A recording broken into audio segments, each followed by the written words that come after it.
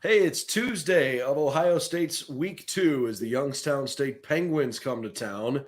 But frankly, that's not what everybody's talking about. The next two games are games the Buckeyes should win with a blindfold on. And I don't mean any disrespect. Ohio State's roster is substantially more talented than Youngstown State and Western Kentucky. But there are a ton of questions facing the Buckeyes right now. And we're going to hear from Ryan Day this afternoon.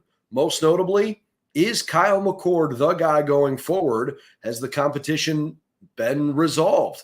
Because maybe Saturday's decision to play Kyle McCord essentially the whole game, maybe that turned out to be the case. Maybe Ryan Day actually has made a decision.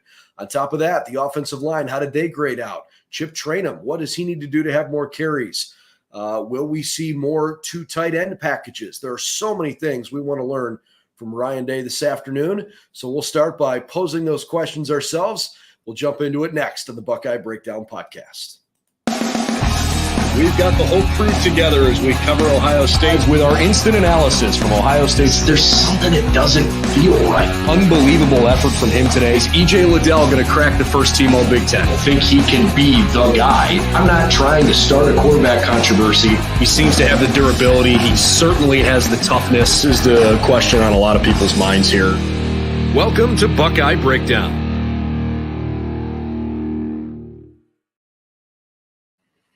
Hey, good morning, everybody, and welcome to Buckeye Breakdown. I'm Brendan Gulick, along with Anthony Moeglin.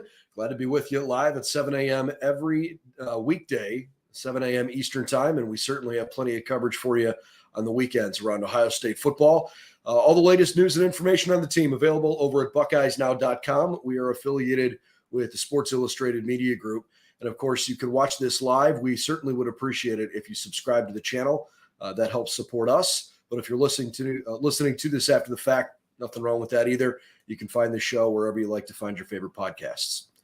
Anthony, I'd like to start, I guess, just by saying how are you, and assuming you're better than Dabo Swinney this morning. Yeah, good morning. We talked about it. Hey, getting a win on the road is not as easy as it may seem. The old Clemson Tigers waking up with 0-1 today. That's was not a good start. One of the weirder football games you really could ever watch. They looked like they moved the ball well. They did move the ball well. They played fine-ish defense and got beat by 3 scores. It was a wild game last night. How about Clemson, top 10 team in the country in the second half against unranked Duke, did not score or punt.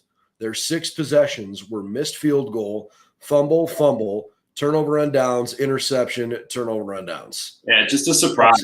A surprise from a team like that who's been there, done that, is obviously very experienced and well coached. I know whether you like Dabo or not is a different story, but they are well coached. And just to see them struggle, and I think I saw a stat they had drives in at the 4, 7, and 1 yard line either in the second half or in the full game. Regardless. Doing that and not scoring, not being able to punch it in is head scratching. I consider myself to be proudly Catholic, and so this is not a joke in bad taste. But I do think that it was kind of funny that the coach that said somewhat recently that they build their program on God's name, image, and likeness lost to the Devils in the opening game of the season. The irony of that is not lost on me. I'm not a big Dabo fan. So, I couldn't tell. Yeah, not a big Dabo fan. Not losing sleep over the fact that Dabo this morning probably scratching his head. Yeah. Not going to dance on anybody's grave. All right. Ohio State played Indiana and, won by 20 points on the road in conference. I think you'd take that all the time, right? But there are a lot of people clamoring for answers. And I think many of those questions are reasonable. I think some of them are kind of silly, but let's try to attack a few of these here because we're going to hear from Ryan Day in a couple hours. And by the way, we will have that press conference streaming for you live right here on this YouTube channel. So hope you'll join us again at noon this afternoon. Most notably, let's go to quarterback, right? Mm-hmm. Kyle McCord was named, quote, the week 1 starter.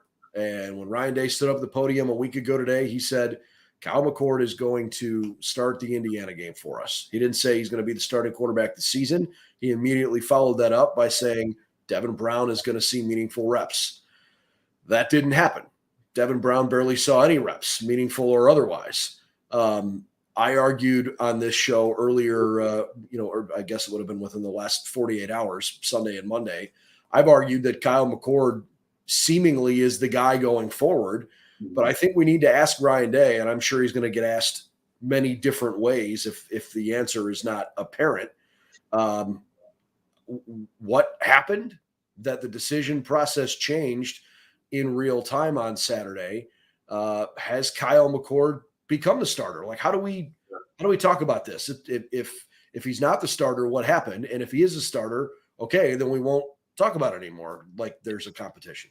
Yeah, right. And also, what was the goal, I guess, in saying that both guys are going to get meaningful snaps? Was it to kind of throw off the scent and have Indiana prepare for two? Because that may be the case. But you don't love to see that, because he was very adamant. Like it seemed as though he was, genuine in saying that both were going to get meaningful snaps, and then that just didn't happen. So you hope that going in, Devin Brown wasn't under the assumption that he was going to get some meaningful play and meaningful reps, and then it, whatever, didn't come to fruition. But you could definitely see a situation where, maybe Coach Day is at the end of the game when he said, he just didn't feel like wanting to get things off rhythm. It wasn't timing up right. Game may have been too close, or was a little too uncomfortable to get him in there.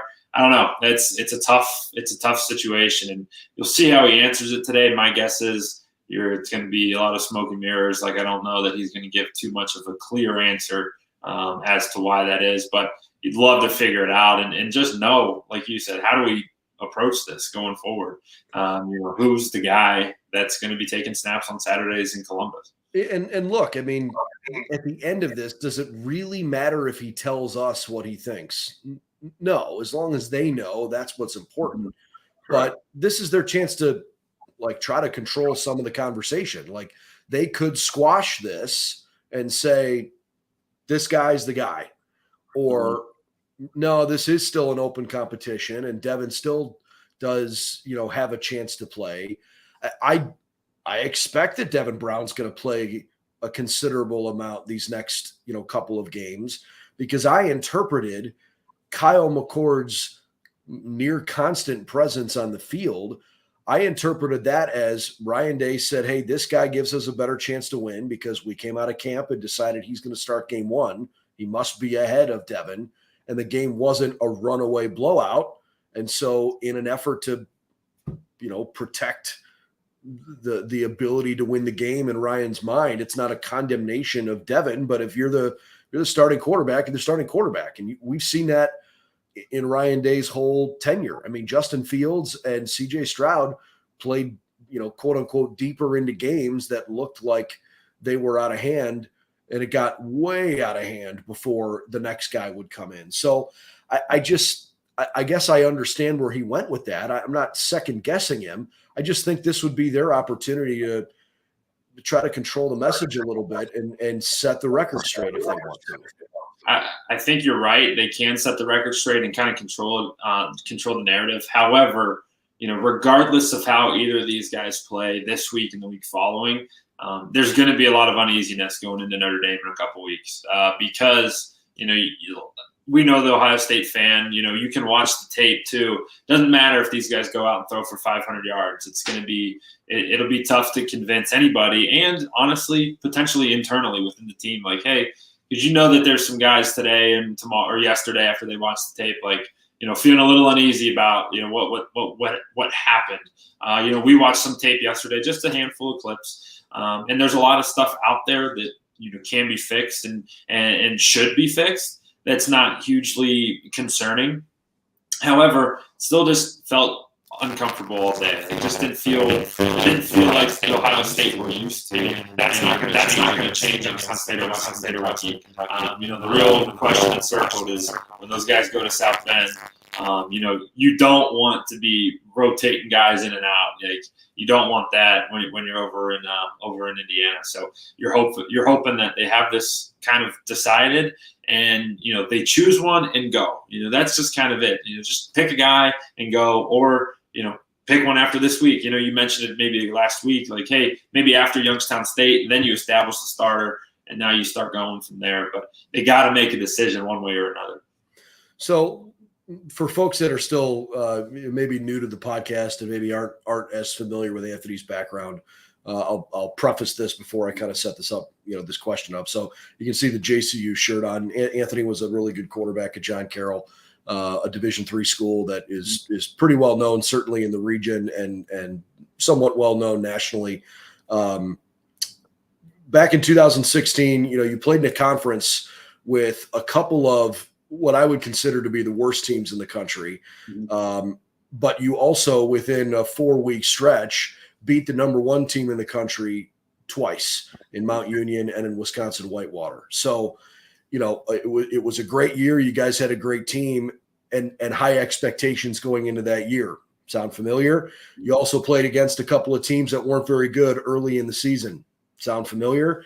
So I guess what I'm trying to get at here is, what kind of evaluations are realistic for Ohio State in trying to make determinations when they're going to see teams the next 2 weeks that are far inferior, right? Like how is Kyle McCord or Devin Brown realistically going to try to separate themselves from each other, or are they on tape against 2 teams that Ohio State should smack pretty good?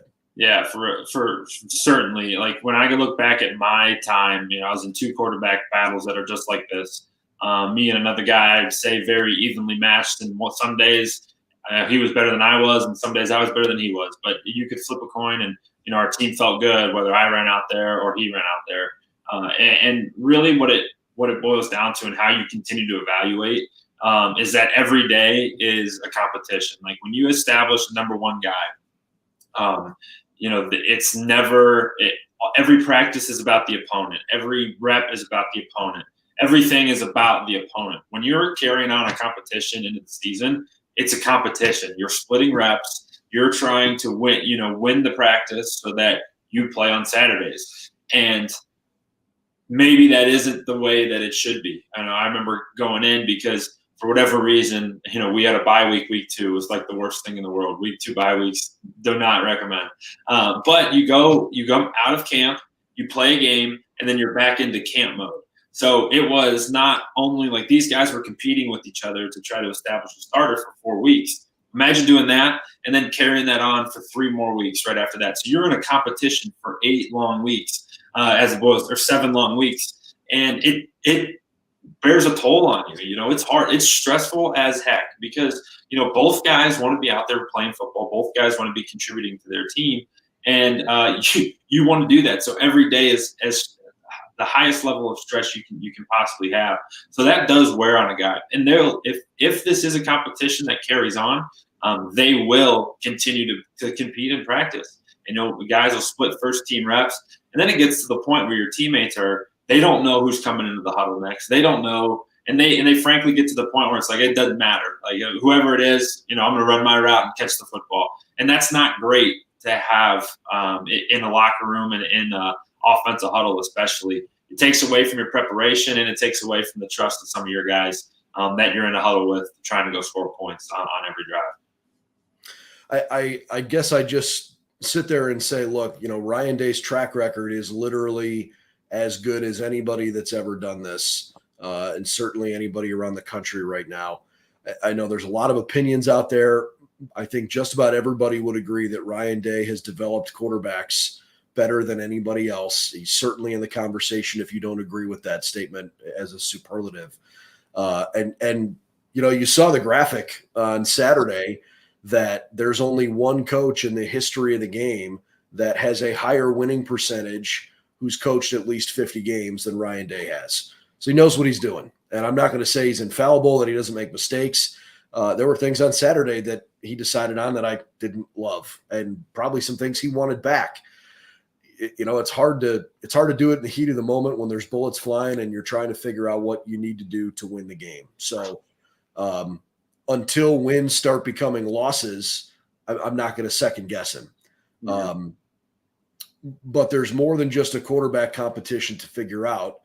And I've said all along, I think Devin Brown and Kyle McCord both can be successful this year because they've got so many really talented weapons around them. But I think both guys need to be put in a position to succeed. And I don't know if I personally think that they were the entire game. Obviously, when I say they, it's more Kyle because he played far more snaps on Saturday. I don't know that I loved the scheme this weekend. I want to see the Ryan Day that coached against Georgia. That was so much fun to watch. And I know he had a guy who ends up being the number 2 overall pick at quarterback. Like, I understand that maybe you're trying to, take some element of a little bit of baby steps to try to get Kyle comfortable. But there were just things I didn't love, right? I didn't love all of the 2 tight end packages. Thought G. Scott played good. I liked seeing him on the field. I don't have a problem with Cade Stover. I like Cade Stover quite a bit, actually. I just think when you run 2 tight end packages and when you have a running back on the field, and sometimes when you have 2 running backs on the field, like we saw this weekend, somewhere along the way, that means Marvin Harrison Jr. and or Emeka Egbuka aren't on the field. And so do you want to have a quarterback who has maybe the best player in the country in Marv and certainly one of the top 5 receivers in the country in Emeka? Do you want to have them out there in quote unquote crunch time without those 2 guys on the field? I don't know that schematically that's a great setup. And I totally agree with you. And we talked about this, off air, what we want to hear from him today. And I hope somebody asks the question, like, when did this change? Because, watching Saturday, it's been talked about a bunch. Like, it was almost like Tressel-esque, the offense that was being run. It was 3 yards, cloud of dust, hand the ball off a bunch. And I don't know what the goal was, because the strength of this team isn't the run game. I think the run game is very good, and I think the running backs are very good. However, I think your receivers are elite. Like, you got 3 guys out there, and Marvin, Emeka, and Julian Fleming that are elite guys. Why are we taking them off the field? That just doesn't make any sense to me. And why throwing from under center is very hard. It's hard to do. It's hard to straight drop back and take a 5 to 7 step drop and deliver a ball accurately. That's why you see now it's like 95% of college football is primarily out of the shotgun. And I think that there was a weird step and an unusual, the offense just looked unusual for a Ryan Day coach team and something we haven't seen before. And I don't know how that helps a young quarterback going under center like that. Yes, sometimes throwing off the play action is definitely helpful. However, taking your best guys off the field and forcing a guy to drop back when guys have their ears pinned back because your offensive line is struggling a little bit, I don't understand how that helps a young guy and how that's a good evolution of the offense. I just don't see it. Well, and to your point, right? I mean, when you have an offensive line, especially the left side, that wasn't playing great. I mean, I don't think Donovan Jackson and Josh Simmons played horrible. I wouldn't grade them out as terrible, but they didn't play well. And if there was a weakness on this team this weekend, it was from that side of the line. But what I'm trying to figure out is, like, for example, on a play where you've got this jumbo package and Luke Montgomery, who is an extra offensive lineman, is essentially lined up as a tight end. He was wearing number 98 this weekend. When you've got him, for example, on the right side of the line and you've got Cade Stover over there as well, and you want to run to that side and pull your left guard, Donovan Jackson comes back and he has to shuffle, and then go forward. He's not going to beat the running back to the hole. So I don't know that I necessarily fault a lack of execution on some of that. It's like, from a play design perspective, there were a few things schematically that I didn't love, that I didn't think put the Bucs in great position. And maybe that somehow doesn't reflect well in, for example, Kyle McCord's stat line, right? Like, I think Kyle McCord threw a lot of passes within 10 yards of the line of scrimmage and maybe even less than that. Completed a lot of those, but, like, we didn't see Ryan Day calling plays that kind of opened it up. And again, I'm assuming Ryan Day called plays because that's what we know at this point. I don't think it was Coach Hartline calling plays. But in the second half, when we started to see it open up a little bit, I felt like that's where the offense almost took a deep breath and felt like, hey, this is a little more familiar. Let's settle into what we know is a rhythm. And we showed it yesterday. But Kyle's got the ability, if it is Kyle going forward, he's got the ability to make throws. Yeah, he missed a couple, and a couple of them were just bad decisions, but he's not inaccurate by any means. I mean, you think about the throw to Julian Fleming across the middle. I think that was a great throw. Even the touchdown, you and I didn't show it yesterday, but you've seen the touchdown pass to Marvin Harrison where Marvin got pushed out, stepped out, whatever it is. But that was still a very good throw, and it was a deep throw. And you've seen a couple to Cade Stover over the middle. So he can make the throws. You just wonder, I agree with you. I mean, there's just a bunch of head scratching going on. Like, what are we trying to do here? Like, what's the goal of this offense? Is it, if we're trying to go through, the running backs, why can't we run them out of the shotgun? Or why are we doing this gap scheme where guys are pulling in? Like you said, we're in jumbo sets with a fullback. When was the last time Ohio State had a fullback, out there playing, and obviously it was Chip Trainum, but he's still playing. I mean, no offense to Mitch Rossi, who certainly filled that role fine, as a tight end / fullback, but right, he wasn't a true fullback. Yeah, and the fullback in the sense that why are we at the 40-yard line in the middle of the field when you got two running backs behind the quarterback all within 7 yards and a tight end? It just felt condensed, and like that's not the strength of this team and this offense. I don't know that. Well, not only is it not the strength, it's just not what we're used to seeing. Like Ryan Day has always, almost exclusively, been a let's spread it out and chuck it around. And he even said in the post-game press conference that in his eyes, the ideal game is we run for 250, we throw for 300, we score 50 points. And I don't think you can do that. Calling the kind of game that he did. I mean, maybe you can. That just doesn't seem very likely. Yeah, I agree. I mean, yeah, maybe you get a couple chunk plays off of a broken tackle for throwing a hitch or a 10-yard curl or whatever. But I agree. There's a lot to be. There should be some good questions today being asked of him. I don't know if he'll give good answers, if it'll be a lot of coach speak, but I think there's a lot of fair criticisms to be answered, frankly. So I want to maybe kind of wrap with the thought we were just on there on the, what we have become somewhat accustomed to seeing as normal. With the new clock rules, I think some teams, I don't know how to explain this the right way. Some teams found that the new clock rules really stunk, but the data would actually show that it wasn't as impactful as you might think as a viewer. So I saw this yesterday because it was a great article that was written about it, as people were clamoring for, hey, why are there so many commercials and these games are getting shorter? You saw, like, for example, what Chip Kelly said, when he was coming off the field at halftime at UCLA. So far through games this season, FBS teams are running 66.9 plays per game. Last year, the median FBS team ran 68.7 plays per game, according to analysis on CFBstats.com. So that would indicate that you're only running a couple fewer plays offensively. So maybe if you're an Ohio State fan, your perception of this is skewed a little, because it felt like Indiana wasn't trying to win the game. They just wanted to run the ball, shrink the clock as much as they could. And frankly, they were content losing by 20 instead of by 35 or 40. So maybe it's not the best time to ask this question, because there were a couple of other teams that scored 70 and 80 points this weekend.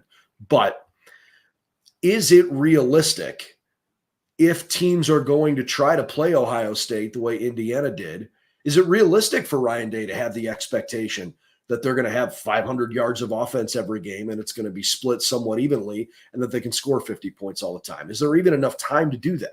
Yeah, I think the time isn't the biggest factor, in my opinion. In my opinion is if you can get first downs and move the ball. We talked about it last week. Like, you want to stay ahead of the change. You want to stay ahead of the sticks and on schedule. And Ohio State didn't do that. There was a lot of 2nd and 10s. There was a lot of 3rd and longs, and that makes it really hard to do. And especially when the other team is trying to shrink the game, like you had mentioned, like you need to establish your offense, because then you're back in control. Because regardless of what Indiana's game plan was, let's say in theory they were like, hey, let's just try not to get slaughtered this week. That if you get up 7, if you get up 14, they're going to come out of that. And then you're dictating the tempo. And Ohio State then is dictating the pace, no longer allowing Indiana to dictate the pace. When it's 7-3 with 2 minutes to go in the first half, yeah, you're not in control of the pace. And then it's very nerve-wracking on the Ohio State side, and you're running out of time, and it feels like the first half is flying by, and your drives are short because Indiana's dictating the tempo. I think the timing or the new time rules shouldn't play that big of a role. You should be able to light it up and go and throw for have 500 yards of total offense. It was consistent throughout college football on Saturday and Sunday and yesterday. But you have to get in control. You have to get in the driver's seat. You can't be taken for a ride like Ohio State was, on Saturday afternoon. Yeah, I personally want to see a little more data on it, but I think, first of all, Ohio State, for example, only had 4 drives the whole first half, right? And one of them was a lengthy 11-play, 80-yard drive that included a lot of run plays. It's not like they, only passed the ball up the field on that, season-opening scoring drive. So when you have 2 teams that are running the ball like that, the game's going to get a little shorter. 10-3 at halftime was like, wait, what? And the reality is Indiana kind of gifted Ohio State that field goal with the way they closed their last drive of the first half. I mean, I don't know why they wanted to go for that on 4th and short where they were on the field. I mean, I guess maybe it was a little long for a kick, but I didn't think that was outrageous. And they basically gave Ohio State the ball close to the 40-yard line a couple of plays later, and a bad taunting call. Well, let me rephrase that. It was a good call, but it was a bad decision when the guy taunted over Marvin Harrison. I mean, they gifted Ohio State 3 points there. I mean, it realistically felt like a 7-3 game at halftime. So to your point, I think you just got to figure out a way to control the game, and you got to manage the clock a little bit better if you want to have games that look like what and are regularly expecting them to look like. And in the past, Ryan Day offenses have controlled the game. It's been, we're going to play on our pace at our time. We're going to do it our way. And that's how you get the offense outputs that you normally do. And then when you do something like Saturday, and it is, when you have an 11-play drive that's primarily running the ball and it takes 5, 6, 7 minutes to score, or kick a field goal, or, even have to punt or turn it over, that's hard to do, because that limits your possessions. You have to be on your P's and Q's, and you have to score every time you get the ball, because there's just not many times. So it's just weird, and it felt off, from Ohio State's offense. For all the things we've just discussed, I think there is also an element going into this week of, you are literally paying money to Youngstown State and Western Kentucky to show up in Columbus and be a sacrificial lamb so that you can figure it out before you move on with the rest of your season. I mean, it is a transactional game, right? It's a buy game. So you're expected not just to win, but to win handily. And you're not going to do it in a disrespectful way to your opponent, but it's a chance to see some things that you feel like you need or want to see.